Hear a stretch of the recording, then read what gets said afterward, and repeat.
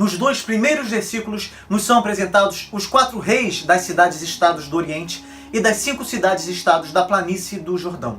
No entanto, os 5 reis destas 5 cidades-estados que estavam sendo subjugadas quiseram dar um basta ao jugo estabelecido por Quedorlaomer, e isso representou uma declaração de guerra.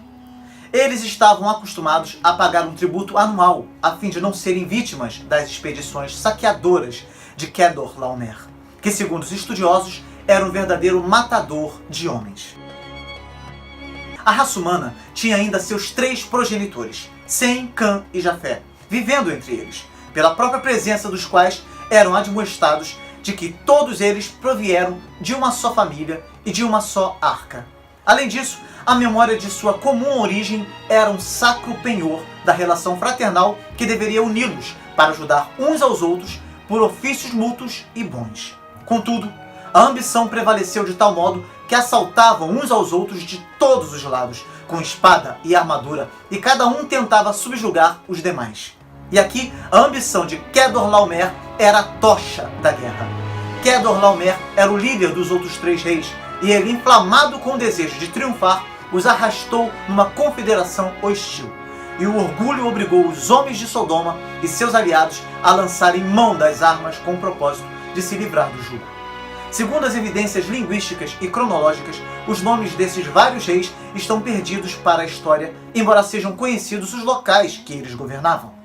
Com as novas descobertas, as diferenças linguísticas não sustentam mais a ideia que alguns estudiosos tinham de que Anrafel pudesse ser identificado com Hammurabi e que ele teria sido líder e não Quedorlaomer. Não há mais como sustentar estes argumentos com seriedade. Até porque Anrafel é o nome amorreu ou acádio e Sinar é babilônico. Anrafel era, provavelmente, um príncipe de menor importância na Mesopotâmia inferior. Ele era o rei de Sinar ou Sinear. Esta é uma das designações, talvez a mais antiga, para indicar o território da Babilônia. Este nome já havia aparecido em Gênesis 10, versículo 10 e 11, versículo 2, sendo o local das cidades de Babel, Erech, Acade e Calné. Alguns estudiosos ligam o nome Arioque com Eri-Aku, filho de Kudur-Mabuk. Estes nomes são comuns nos textos do 2º milênio a.C., conforme se vê nos textos de Mari. A cidade de Elazar ficava ao sul da Babilônia, entre Ur e Erech, à margem esquerda do grande canal Shat-Enlil.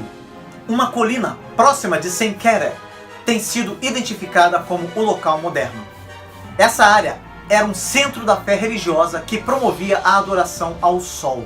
A forma babilônica desse nome é Larsa, que os gregos chamavam de Larissa. Não dispomos de nenhuma informação quanto à fundação desse lugar, mas por volta do ano 2400 a.C., este local já era um centro populacional importante. Os reis de Elazar também controlavam as regiões próximas da Suméria e da Acádia. Somente 2 nomes são historicamente conhecidos, vindos daquela área, naqueles tempos remotos, a saber, Nur-Haman e Sin-Indina, que foram governantes daquela parte da Babilônia. O último desses homens, a ser mencionado, construiu o canal que ligou Shat-Enlil ao rio Tigre. Pouco depois dessa construção, os elamitas conquistaram a área. Kudur-Mabuk enviou seu filho, Eri-Aku, para tentar controlar a situação. Nas inscrições babilônicas, Eri-Aku aparece com a forma de Rin-Sin.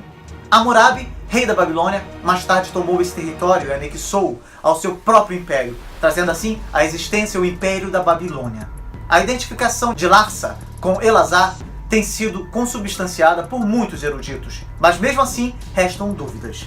Outras ideias têm sido sugeridas, como Lanzura entre Carquemes e Arã, no norte da Síria. Alguma confirmação para essa conjectura talvez se ache no apócrifo do Mar Morto, que diz que o reino de Arioque era Kiptiwik, talvez a Capadócia. Então, se o rei Tidal, mencionado neste versículo, puder ser identificado com Tudalia, 2 daqueles 4 reis poderiam ser nativos de Anatólia, embora tudo isso seja muito incerto. Em relação ao nome Quedorlaomer, a primeira parte, Kudu ou Kuti, é a palavra elamita que significa servo.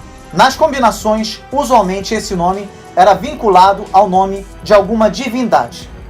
A segunda parte do nome Laomer talvez seja uma referência à deusa Lakamar, que aparece nos textos acádicos de Ágada, bem como no registro em babilônico antigo, Mari. O nome é próprio ao período de cerca de 2000 a 1700 a.C. Algumas coligações políticas, como esta descrita no capítulo de Gênesis, referentes a Quedorlaomer, são refletidas nos textos cuneiformes do segundo milênio a.C. Porém, tem falhado todas as tentativas de identificação específica. Alguns tentam identificar este homem com os chamados tabletes de Quedorlaomer, existentes no Museu Britânico e pertencentes ao século VII a.C. Ali, o rei de Elão é chamado Kukuku-Mau. Alguns estudiosos pensam que isso representa 4 reis, não um só, cada qual representando diferentes períodos de 4 diferentes regiões do mundo, a saber, a Babilônia, sul, o Elão, leste, a Assíria, norte e Goim, oeste. Se isso é verdade, então o 14º capítulo de Gênesis é uma midrash. Tidal, no hebraico, significa resplendor, renome. Parece que rei de Goim era um título honorífico comum nos anais acadianos. Mas outros estudiosos identificam Goim com Gutium, na Mesopotâmia. Os chamados textos de Mari usam a palavra Gaium para indicar um grupo ou bando. Isso talvez sugira que Tidal era o chefe de uma tribo nômade, sem fronteiras fixas. O nome Tidal parece corresponder a Tudalia I, um governante hitita que, segundo pensam alguns, foi o sucessor de Anitas. Todavia, a identificação é incerta. Onde Goim estaria localizada depende de como identificamos Tidal.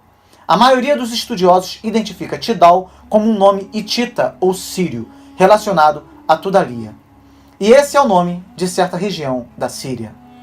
Bera era o rei de Sodoma. Bera, no hebraico, significa presente. Sodoma tem seu nome derivado provavelmente do Vale de Sidim, que em hitita quer dizer sal. O nome fala das planícies de sal e das covas de betume, de um vale que ficava próximo ao Mar Morto, onde se situavam Sodoma e Gomorra. O local é mencionado mais de 50 vezes na Bíblia, na maioria das quais relacionado à incomum natureza pecaminosa que foi punida com julgamento incomum. Birza, nome do rei de Gomorra, significa em hebraico grosso ou forte, ou então filho da iniquidade. Gomorra, em hebraico, parece significar submersão. Um termo árabe cognato possível é gamara, inundar. Gomorra tornou-se proverbial juntamente com Sodoma, como lugar onde imperava uma intolerável iniquidade, até chegar à sua total destruição. No Novo Testamento, Jesus, Paulo, Pedro e Judas referem-se a Sodoma e Gomorra como antigos exemplos da ira retributiva de Deus. De acordo com o texto, Gomorra ficava situada ou no extremo sul ou no extremo leste do território dos cananeus. Os informes bíblicos indicam que o distrito do Rio Jordão, onde Gomorra estava localizada, juntamente com Sodoma, Admá, Zeboim e Zoar, era uma área produtiva e próspera, densamente povoada. Não se sabe o significado do nome do rei Sinabe, mas Admá significa terra vermelha em hebraico. Alguns identificam Admá com a cidade de Adão, mencionada em Josué 3, versículo 16. Semeber significa esplendor de heroísmo. Ele era o rei de Zeboim, que significa hienas. Zeboim é sempre mencionada depois de Admá, nas 5 vezes em que aparece no Antigo Testamento. Provavelmente, Zeboim foi destruída com Sodoma e Gomorra, cuja história aparece em Gênesis 19, versículo 24 a 29. Posteriormente, Moisés referiu-se à destruição de Zeboim e cidades vizinhas. E Oséias utilizou-se de Zeboim como um exemplo ao julgamento que sobrevém, a mandado de Deus, a cidades malignas. Em relação a Zoar, seu nome significa pequena e é mencionado no Antigo Testamento por 10 vezes. Em Gênesis 14, versículo 2 e 8, o texto explica que outro nome da cidade era Belá. Há intérpretes que pensam que Belá era o nome do governante de Zoar, mas parece que ambos os nomes se referem a um mesmo lugar e que o nome de seu rei não é dado no texto sagrado, ou porque o autor não sabia de seu nome, ou porque ele não era pessoa de fama. Não se sabe a localização exata dessas cidades. As passagens que mencionam essas cidades concordam em localizá-las ao longo da costa sul do Mar Morto. Jamais foi encontrada alguma evidência arqueológica da existência dessas cidades nos locais onde pensamos que devem ter existido.